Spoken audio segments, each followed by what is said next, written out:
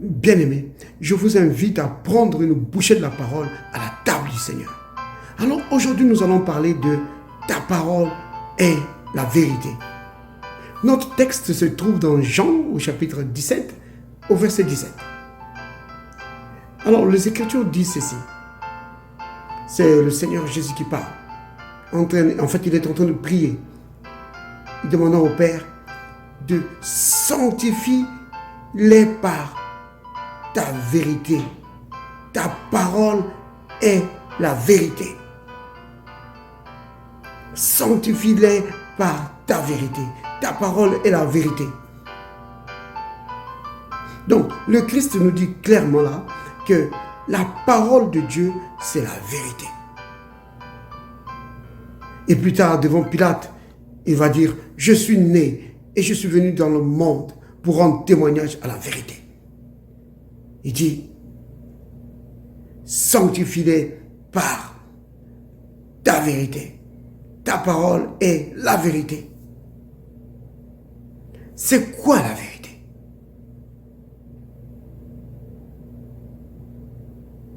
La vérité, ce mot-là, vérité, veut aussi dire réalité. Donc, la parole de Dieu est la vérité, c'est-à-dire que la parole de Dieu est la réalité. Peu importe les situations dans lesquelles nous pouvons nous trouver. La réalité, ce n'est pas cette situation dans laquelle nous pouvons être. La réalité, c'est ce que Dieu dit dans sa parole à propos de cette situation. Si par exemple, nous nous trouvons dans des difficultés financières, la réalité, ce ne sont pas les difficultés financières. La réalité, c'est ce que la parole de Dieu dit. Qu'est-ce que la parole de Dieu dit? Que tout nous appartient. Selon 1 Corinthiens 3, verset 21, que tout est à nous. Ou alors Éphésiens 1, verset 3, que Dieu nous a bénis de toutes sortes de bénédictions spirituelles. Alors qu'est-ce que nous devons faire? Nous devons proclamer et confesser que je suis béni de toutes sortes de bénédictions spirituelles. Je suis béni, oui, tout m'appartient. Ou encore, ce que disent les Écritures, dans le psaume 23, que le Seigneur est mon berger, je ne manque de rien. Peu importe mon compte en banque, qu'il soit vide ou pas, le Seigneur est mon berger, je ne manque de rien. C'est cela la vérité. La vérité, c'est que Dieu est notre ressource. Nous ne manquons de rien. La parole de Dieu est la vérité. La parole de Dieu, c'est la réalité pour nous, peu importe les situations. Si c'est un cas de maladie, peu importe ce que le médecin en dit, peu importe comment le corps peut faire mal, peu importe les malaises qu'on peut avoir, la parole de Dieu, c'est la réalité. Notre réalité, notre vérité, c'est vraiment ce que la parole de Dieu dit. La parole de Dieu dit que par ce maître sûr, nous avons été guéris. Il y a plus de 2000 ans. Et le Christ lui-même, dans 1 Corinthiens 11, alors que l'apôtre Paul nous relate ce qui s'est passé la nuit avant que le Seigneur soit livré. Le Seigneur a pris du pain.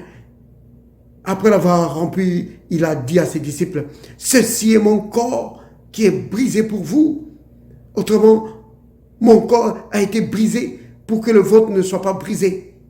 Alors nous pouvons confesser que le corps de Christ a été brisé pour que mon corps ne soit pas brisé. Maladie, tu n'as pas de place dans mon corps.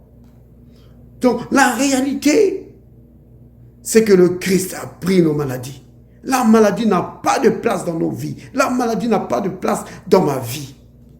La réalité, c'est ce que la parole de Dieu dit sur la situation que nous sommes en train d'affronter. C'est cela la réalité. La réalité, ce n'est pas la situation. La réalité, c'est la parole de Dieu. Quand Abraham, il fut confronté au test de stérilité, lui et son épouse, la parole de Dieu leur fut donnée. Dieu promet à Abraham une postérité aussi nombreuse que les étoiles dans le ciel, ou le sable, ou les grains de sable. Alors, devant les années qui passaient, Abraham regardait à la parole de Dieu. La réalité, ce n'était pas son corps qui devenait usé. La réalité, ce n'était pas le corps de Sarah qui ne pouvait plus porter d'enfant. La réalité, c'est ce que Dieu avait dit, que sa postérité sera plus nombreuse, aussi nombreuse que les étoiles dans le ciel. Alors Abraham fut fortifié par la foi, donnant gloire à Dieu, croyant que ce que Dieu a dit, il est capable aussi de l'accomplir. La réalité, c'est la parole de Dieu. Peu importe la situation dans laquelle nous pouvons nous trouver, la réalité, c'est ce que la parole de Dieu dit. Que dans toutes ces choses, nous sommes plus que vainqueurs par celui qui nous a aimés. Comme c'est dit dans Romains 8, verset 37. Quand le prophète Élisée fut environné par les soldats syriens, son serviteur était paniqué. Mais la réalité pour le prophète Élisée, ce n'était pas les soldats syriens, ce n'était pas ce que ses yeux pouvaient voir ou ce que ses oreilles pouvaient entendre. Mais la réalité pour lui, c'est ce que sa foi regardait. C'est ce qu'il pouvait. Il voyait dans l'invisible. Et il savait que ceux qui étaient avec eux étaient beaucoup plus nombreux que les soldats syriens. Donc la réalité pour lui, c'est ce que la parole de Dieu disait. Ce n'est pas ce qu'il pouvait voir de ses yeux. Ce n'est pas les soldats syriens qui l'environnaient. C'est pas ce que son serviteur pouvait dire. C'est pourquoi il pria le Seigneur disant, « Éternel, ouvre-les les yeux pour qu'ils voient. » Oui, si nous pouvons voir dans l'invisible, si nous pouvons voir ce que Dieu a pourvu pour nous, si nous pouvons voir la réalité de la parole de Dieu, alors nous pouvons voir que la réalité, ce n'est pas la situation dans laquelle nous sommes. La réalité, c'est ce que la parole de Dieu dit. Alors, si nous pouvons vraiment fixer notre attention dessus, nous aurons la victoire tout le temps. Pas de temps en temps, tout le temps. Si nous pouvons nous appuyer sur la parole de Dieu, dire que la réalité, ce n'est pas ce que je vis. La réalité, c'est ce que la parole de Dieu dit. Alors nous aurons la victoire. Parce que notre foi sera fortifiée et nous pourrons triompher. Gloire, gloire, gloire. Alléluia. Père saint, Père juste, Père miséricordieux, merci pour ta parole que tu m'as donnée, Seigneur. Ta parole est la vérité, Seigneur. Ta parole est la réalité.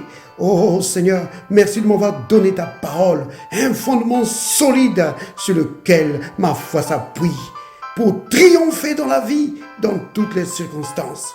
Gloire à toi, Père, au nom de Jésus le Christ. Amen.